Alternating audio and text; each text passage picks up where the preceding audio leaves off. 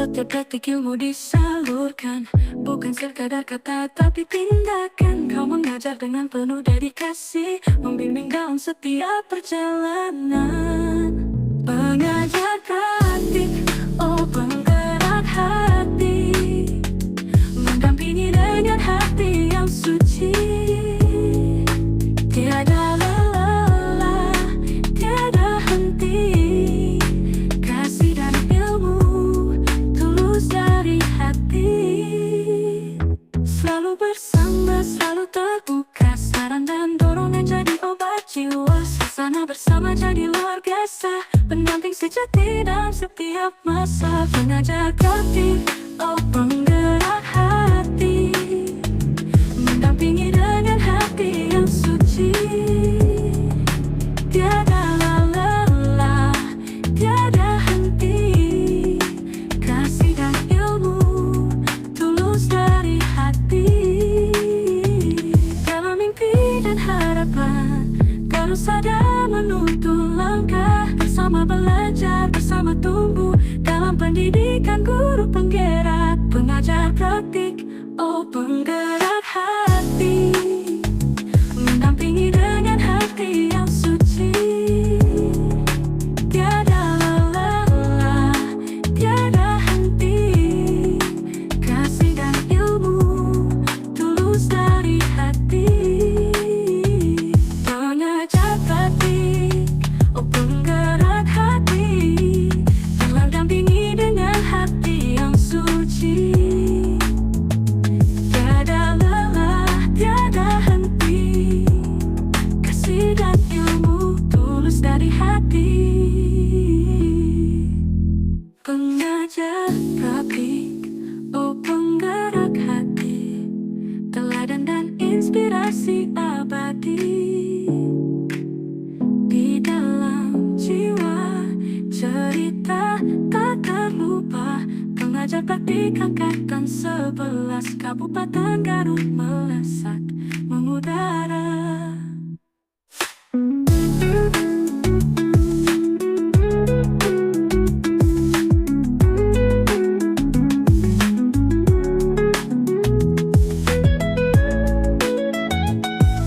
Bismillahirrahmanirrahim. Assalamualaikum warahmatullahi wabarakatuh. Waalaikumsalam warahmatullahi wabarakatuh. Ibu dulu wilujeng siang. Sehat dulu. Alhamdulillah Bapak. Alhamdulillah ya. Baik. Alhamdulillah hari ini kita bertemu di pendampingan individu yang ketiga ya Ibu ya. Dimana di pendampingan individu ketiga ini kita dalam tema pendampingan implementasi pembelajaran yang berpihak pada murid. Iya. Gitu ya. Kemudian fokus pendampingannya adalah refleksi hasil survei yang kemarin Ibu sudah dikasih ke kepala, kemudian ke para guru dan para murid yang menjadi responden, ditambah juga penilaian sendiri tentang kompetensi guru penggerak. Yang kedua, fokus pendampingan kita hari ini diskusi rencana menerapkan pembelajaran sosial emosional. Yang ketiga, diskusi hasil lokal karya kedua. Nah, itu berkaitan dengan keterlaksananya dari tahapan Bagja itu ya. Nah, itu Ibu dulu untuk pendampingan individu yang ketiga ini dari tema dan fokus pendampingannya. Bagaimana Ibu bisa dipahami tentang fokus pendampingan yang barusan? Insya Allah.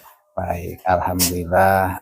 Tapi Ibu, sebelum kita ke sebelum kita ke fokus pendampingan tersebut, saya ingin tahu seberapa pembelajaran yang kemarin 1 bulan kemarin terakhir pelaksanaan, terus penerapan dan pengalaman Ibu seperti apa di bulan yang kemarin. Oh iya, baik. Pada pendampingan sebelumnya, saya sudah menyusun prakarsa perubahan sekolah bersama dengan Ibu Kepala Sekolah dan rekan-rekan sejawat, Bapak. Selain itu juga proses yang sudah berjalan selama 1 bulan terakhir itu yaitu pengimbasan diseminasi mengenai budaya positif kepada rekan sejawat dan guru-guru yang berada di beberapa SD di wilayah Korwil Kecamatan Karangpawitan. Nah, dan di sana kami juga berbagi praktik baik, Bapak, sesuai dengan kompetensi yang kami miliki. salah satu contohnya kami berbagi praktik baik dalam pengisian di platform Merdeka gitu di PMM, Pak. Nah, kemudian saya juga sudah menerapkan Bapak untuk di kelas kepada murid-murid pola penerapan mengenai mendisiplinkan dengan cara restitusi. Ya, gitu, Pak. alhamdulillah luar biasa. Kemudian di lingkungan sekolah dari guru Bu, seperti apa Bu? Di lingkungan sekolah. Untuk gurunya mungkin ada penilaian guru.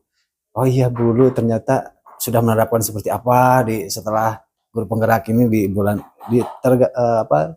termasuk yang Ibu Lulu rasakan. Gitu Oh ya. iya. Nah, kalau berdasarkan hasil feedback Pak, penilaian dari guru-guru ya yang kemarin itu kan saya meminta kepada kepala sekolah, kemudian kepada rekan-rekan guru serta 5 orang peserta didik untuk memberikan penilaian terhadap saya, Pak. Nah, di sana berdasarkan feedback dari kepala sekolah, kemudian rekan sejawat menyampaikan juga bahwa memang tidak ada tindakan yang perlu saya hentikan. Sejauh ini saya tidak melakukan pelanggaran yang menyalahi aturan gitu, Pak. Namun saya sempat kaget juga Pak ketika melihat feedback dari salah satu teman saya. Nah, ketika saya bandingkan dari beberapa penilaian guru-guru yang lain, memang alhamdulillah Pak penilaiannya positif, kemudian memberikan masukan-masukan dan arahan yang positif juga bagi saya gitu Pak. Seperti contohnya saya harus berkolaborasi gitu kan, kemudian lebih memunculkan inovasi-inovasi, Bapak berbagi juga dengan teman-teman yang lain, mengajak rekan-rekan yang lain yang belum aktif, serta mengaplikasikan hasil pembelajaran yang telah saya alami kepada rekan-rekan. Jadi berbagi praktiknya, berbagi pengalamannya gitu Pak, menstimulus itu yang diharapkan oleh Ibu Kepala Sekolah. Namun tadi Pak ada satu orang yang menulis di kolom yang perilaku yang harus saya hentikan. Nah, kalau saya berpikirnya berarti ini adalah perilaku negatif saya gitu kan Pak. Di sana beliau menyatakan bahwa saya monoton dalam memberikan pembelajaran, kemudian jangan memberikan stimulus yang negatif terhadap siswa, kemudian harus disiplin. Di sana Pak ada pertanyaan juga, apakah seperti ini saat yang lain memberikan penilaian positif ternyata ada. Maka di sana saya merefleksi gitu kan Pak ya. Nah, saya juga mengkonfirmasi Pak, ini penilaiannya kenapa seperti ini? Bukan berarti saya berharap beliau memberikan penilaian yang positif, enggak Pak gitu ya. Tapi ya syukur-syukur alhamdulillah gitu ketika beliau memberikan penilaian positif. Ternyata saya konfirmasi, takutnya memang iya gitu. Selama ini saya mengikuti pendidikan guru penggerak, tapi menurut beliau apa yang saya laksanakan kok malah monoton, memberikan stimulus yang negatif terhadap siswa. Takutnya iya gitu Pak. Setelah dikonfirmasi ternyata itu katanya hanya bentuk kekhawatirannya saja. Namun mungkin Pak memang pemahaman orang kan terbatas ya. Jadi berbeda-beda gitu Pak, dalam artian mungkin cara menyampaikannya seperti itu gitu. Rasa kekhawatiran, takutnya katanya saya seperti itu, maka harus dihentikan gitu. Nah, kalau penilaian dari siswa Pak, berdasarkan yang saya lihat di sana mayoritas siswa ini hampir semuanya Pak pada kolom penilaian saya sudah melibatkan orang lain untuk mengajar di sini gitu Pak, atau mereka harus berkolaborasi dengan teman-teman yang lain. Nah, itu mereka men-checklist yang jarang gitu Pak. Ya, bahkan memang mungkin di sana tidak pernah juga gitu Pak saya meminta misalkan orang lain untuk orang tua khususnya untuk mengajar di sini gitu Pak.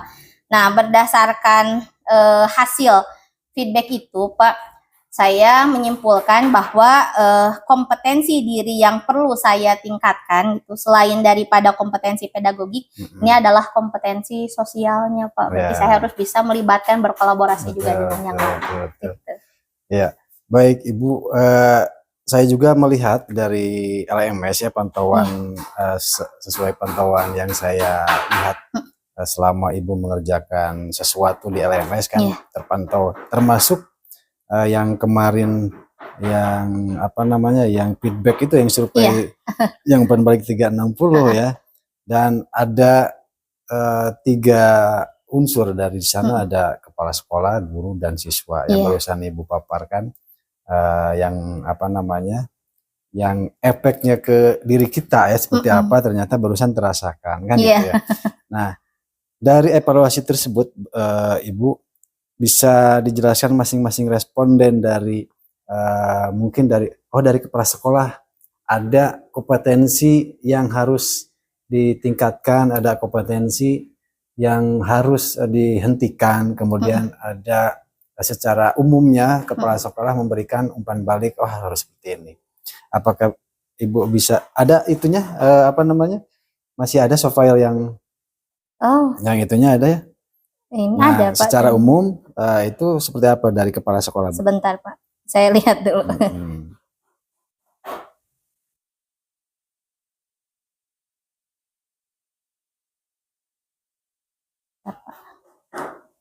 Karena mungkin di sana ada yang harus kita perbaiki, kan? Tidak selamanya kita itu nilainya di atas, karena saya juga melihat, oh iya ada sepertinya Bu Lulu bakal menjelaskan seperti ini, seperti ini. Nah, Sebentar Pak, mohon maaf. Nah, kalau untuk umpan balik secara umum terkait penugasan kompetensi guru penggerak, ini Ibu menyarankan pada saya untuk menunjukkan kematangan moral, katanya Pak, emosi, spiritual, untuk berperilaku sesuai dengan kode etik pendidik, gitu Pak. Untuk penugasan secara umum. Kemudian untuk perilaku yang perlu terus saya lanjutkan adalah menggerakkan komunitas belajar di sekolah, kemudian membuka ruang diskusi dan kolaborasi, memberi teladan kepada peserta didik, serta memberi apa itu teh? Ya intinya seperti itu Pak. Jadi kalau saya menyimpulkan tadi, oh intinya saya harus meningkatkan kompetensi sosial. Gitu kan, Ibu meminta saya untuk berkolaborasi gitu kan. Selain daripada kompetensi pedagogik itu kan, untuk diri saya juga kompetensi sosialnya juga harus lebih ditingkatkan. Itu Pak, berdasarkan penilaian pimpinan. Baik, itu dari guru-guru yang dari 5 secara umumnya seperti apa?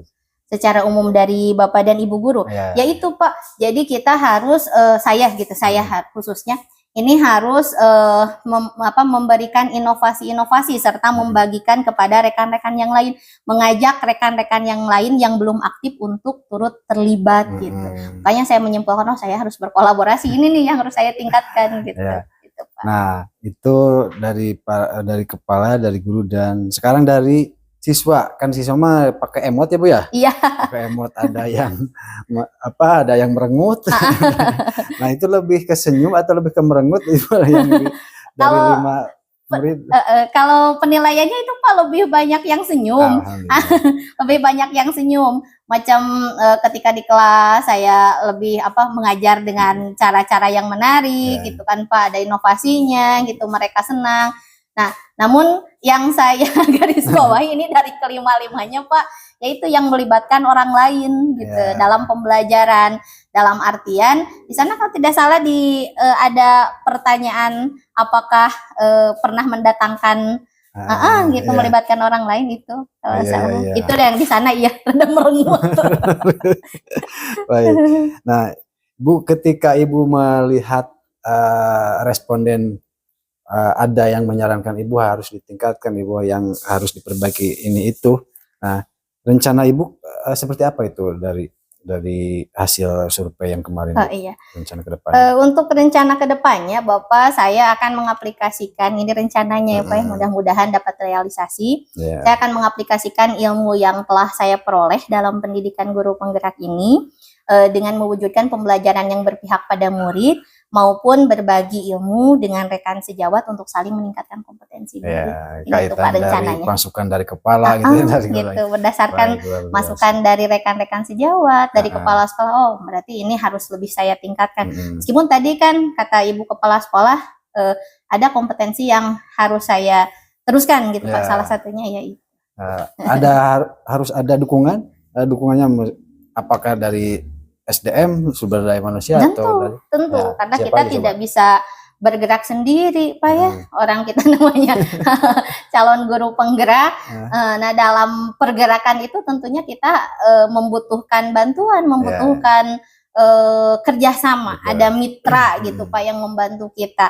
Saya butuh daya dukung dari Ibu Kepala Sekolah sebagai pimpinan saya, kemudian rekan-rekan sejawat saya untuk berkolaborasi. Nah peserta didik sebagai unsur utamanya gitu Pak ya. Kalau saya unsur utamanya, modal utamanya peserta didik dan orang tua siswa gitu. Selain daripada itu saya juga harus mampu berkolaborasi dengan mitra-mitra yang akan mendukung program kegiatan yang akan saya laksanakan. Betul sekali. Iya, baik. Terima kasih Ibu. Itu untuk di poin yang pertama ya, di fokus pendampingan kita.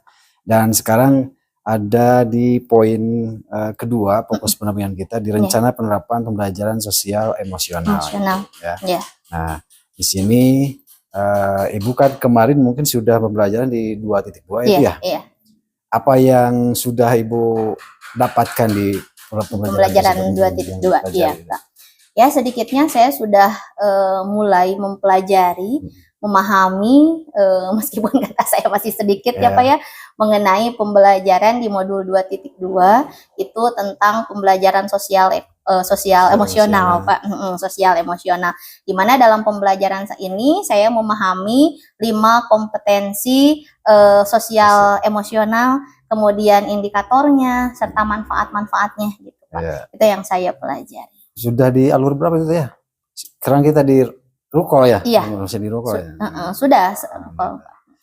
Nah, ada rencana Bu pembelajaran sosial emosional yang akan diterapkan di kelas Ibu atau mungkin bisa berbagi dengan guru yang lain atau seperti apa Bu? Ada setelah Pak. Kemarin? Tentu Pak. Nah, berdasarkan pemahaman yang saya peroleh, saya sudah mencoba menyusun rencana pembelajaran dengan menerapkan kompetensi sosial emosional. Barangkali nanti bisa. Saya sarang sosial ekonomi. Iya Pak. Iya Pak. Barangkali nanti bisa dibantu Pak dilihat dulu. Betul. Seperti apa itu biasanya perencanaan yang sudah direncanakan Bu? Iya. Nah untuk ini Pak, saya akan mencoba mengimplementasikan pembelajaran sosial emosional bagi murid, mengelolanya sebagai pondasi bagi diri saya, serta berbagi dengan rekan-rekan sejawat lain sebagai bentuk penguatan kompetensi sosial emosionalnya. Nah untuk saat ini sedikitnya saya juga sudah meniru Pak dari rekan-rekan saya yang memang di sini sudah alumni PGP Pak Angkatan 9. Sebelumnya saya melihat bagaimana kemudian saya terapkan. Salah satu contohnya adalah penerapan roda emosi Pak. Jadi ketika anak mau masuk kegiatan pembelajaran, jadi anak dibariskan dulu, kemudian kita lihat ekspresi apa yang dia pilih sebagai bentuk emosi yang dia rasakan pada hari itu. Betul. Baik.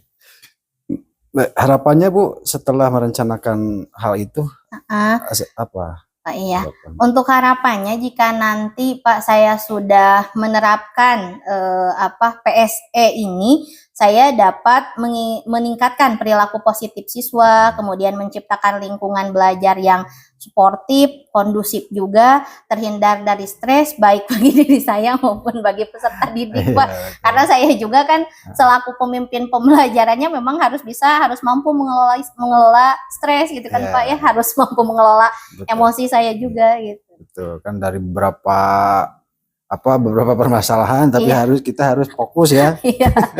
Karena yang kita bimbing itu kan makhluk hidup Pak. Betul sekali. Baik, luar biasa Ibu Lulu ya.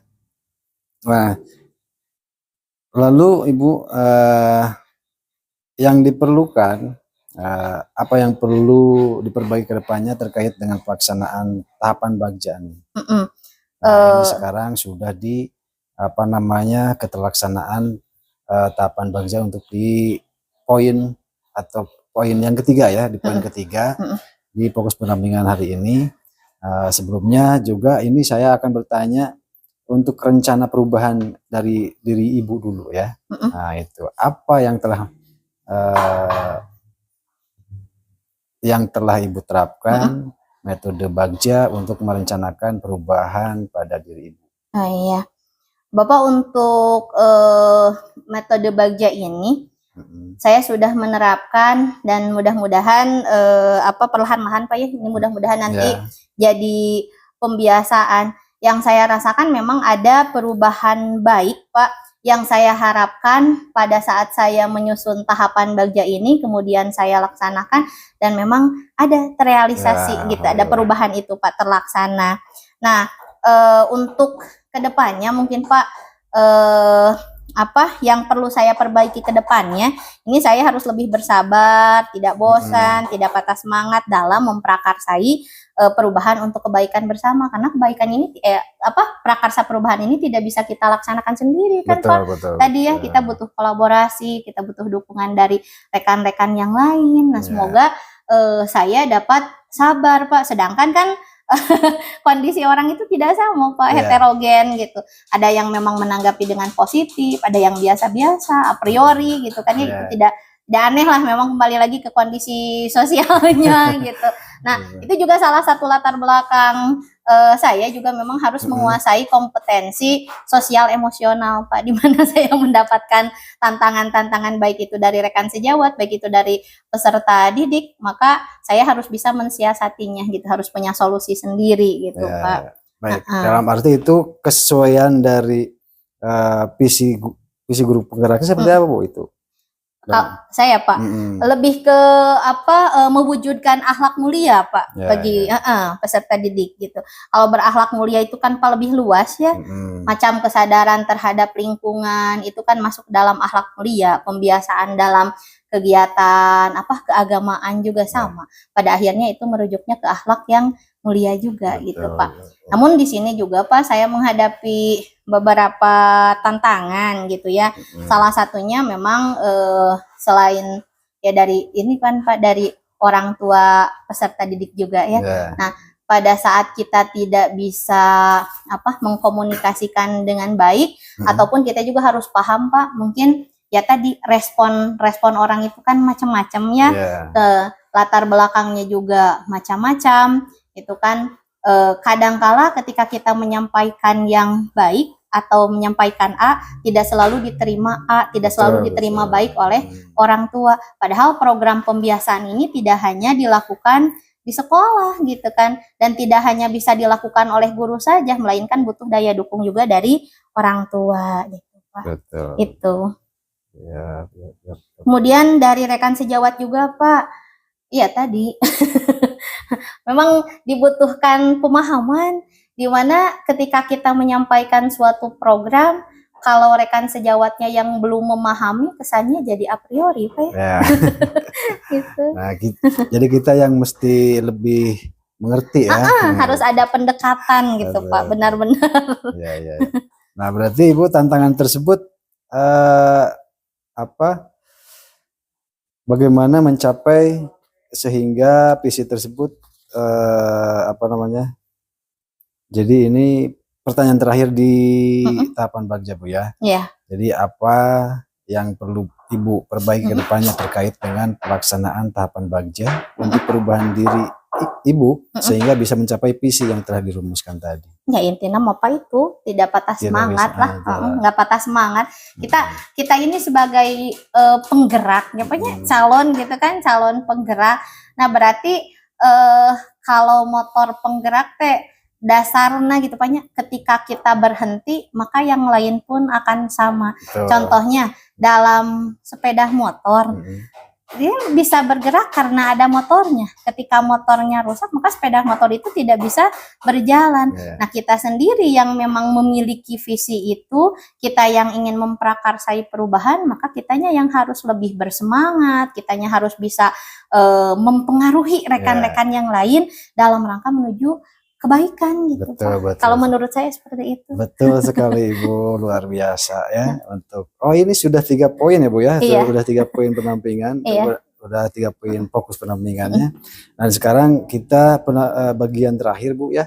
Jadi bagian akhir pendampingan ini kita akan refleksi. Jadi saya ingin tahu nih untuk hal yang paling menarik di pendampingan, kegiatan pendampingan ini.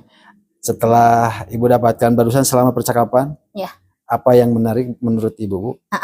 Kalau menurut saya Pak, hal yang menarik dalam pendampingan yang saya alami, ini pendampingan individu ini prosesnya tidak pernah sama Pak. Alurnya tidak pernah sama.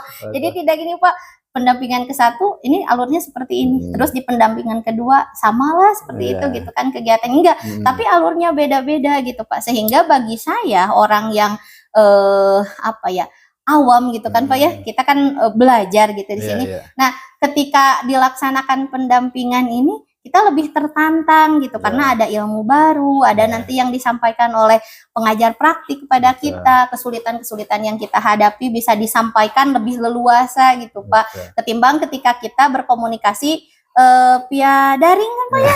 Ada kadang-kala ada keterbatasan gitu, tidak ada chemistry. Tapi ketika berbicara seperti ini Pak, ini kesulitan saya seperti ini yang saya alami ketika di lapangan, kemudian bagaimana cara merealisasikan ilmu atau pemahaman yang saya peroleh di lapangan seperti ini. Nah, ada stimulus, ada selain daripada motivasi, selain daripada gambaran, ya intinya pengalaman belajar gitu Pak. Kalau menurut saya sangat menarik. Ya, luar biasa Ibu ya.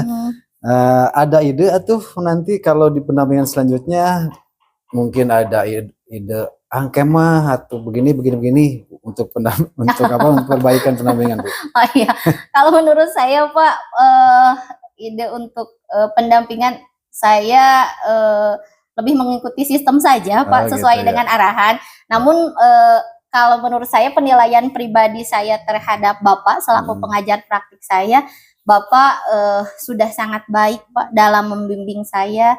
Bapak bersabar, Bapak senantiasa mengarahkan, menjawab pertanyaan-pertanyaan saya yang kadang-kala saya juga malu untuk bertanya, gitu kan? Ini tanyain nggak ya? Tapi saya butuh gitu. Nah, saya butuh, nanti akan diarahkan. Lebih baik saya tanyakan gitu. Nah, dengan ya kesabaran Bapak gitu, lebih pendekatannya gitu, sehingga saya juga kadang-kala yang merasa ini tanyain enggak ya, malu gitu, gimana? Lebih berani gitu Pak untuk bertanya. Baik. Itu Pak, terima kasih. Mudah-mudahan untuk kedepannya ya Bapak tidak ya pokoknya tetap sabar ya Pak. Kita akan ada berapa pendampingan lagi ya? Iya. 3 pendampingan lagi mungkin ya. Ya sabar membimbing saya Pak, mengarahkan saya. Baik, terima kasih Ibu Lulu atas atas yang barusan disampaikan ya. Dan juga terima kasih sekali untuk diskusi ini. Percakapan ini sebetulnya saya yang banyak ilmu dari Bu Lulu ya, ternyata barusan yang dipaparkan itu semuanya ilmu semua ya. Dan ini mungkin saya ucapkan terima kasih untuk berbagi praktik baik yang tadi. Kemudian sekarang saya akan sampaikan juga untuk pendampingan keempat Ibu. Iya. Untuk pendampingan individu keempat ini nanti Ibu bertugas untuk menyiapkan RPP ya, menyusun RPP. Kemudian yang ada unsur diferensiasinya, kompetensi sosial ekonomi, kompetensi sosial emosional, dan budaya positifnya. Nah, itu harus ada unsur itu. Nah, Ibu nanti sepakati waktunya mau kapan untuk mengumpulkan, dan saya akan terima soft file-nya dulu. Nanti saya akan melihat ya gitu ya, kapan akan dikumpulkan ke saya, dan nanti saya akan beri umpan baliknya seperti apa. Kemudian di sana RPP tercantum harus minimal 2 jam pelajaran. 2 jam pelajaran. Nah, karena kita nanti akan ada supervisi akademik di kelas gitu ya. Iya. Jadi di pendampingan keempat itu kita akan ada di kelas ya. Ada pra observasinya, kemudian ada observasi dan pasca observasi. Nah, nanti kita akan ada di jam pelajaran Bu. Siap Pak. Jam pelajaran. Nah, ini Pak, salah satu hal yang menarik juga ya. Iya, betul sekali. Tidak sama tiap ini alur. Baik Ibu, pendampingan hari ini kita alhamdulillah sudah selesai, sudah beres ya, dan terima kasih sekali lagi. Pokoknya kita berdoa semuanya semoga sehat ya. Amin. Karena dengan kesehatan kita akan bisa lancar ke segalanya. Iya. Ya itu mungkin ya. Nah, baik, sampaikan juga salam ke Ibu KS. Baik, dan juga Ibu Pak Guru yang ada di sini. Nanti kita bertemu lagi di pendampingan keempat ya Bu ya. Iya. Baik, kita tutup dengan alhamdulillah. Assalamualaikum warahmatullahi wabarakatuh. Ya, Assalamualaikum warahmatullahi wabarakatuh. Terima kasih Bapak. Sami-sami. Pengajar praktik